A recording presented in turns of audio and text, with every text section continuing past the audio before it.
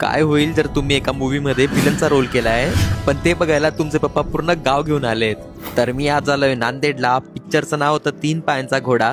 मी ticket काढलं तेव्हा 4 seat book होते. थिएटर मध्ये घुसलो तेव्हा 40 लोक आले.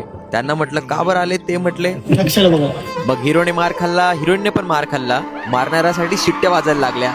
तेव्हा कळाला हाच तो अक्षय, मूवीचा विलन, जो नांदेडच्या दिगलूर नावाच्या गावामध्ये राहतो. नको आपला असा सीन आहे, घरच्यांना वगैरे सांगितलं तर कसं होणार. शेवटी म्हणलं की यार ओके, मी काम करताना नाही लाजलो, तर मग आज माझ्या कामाबद्दल लोकांना सांगताना कसली लाज ठेवली पाहिजे. आणि हेच मी जेव्हा त्याच्या घरच्यांना विचारलं तेव्हा त्यांचे रिॲक्शन या मूवी सारखेच मॉडर्न होते.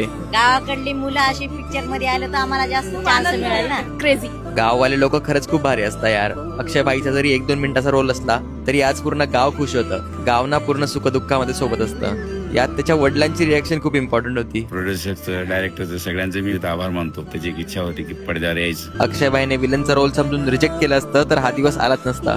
म्हणून जे काम भेटलं ते करून टाका. सपोर्ट करायला आपले जवळचे लोक असतातच शेवटपर्यंत.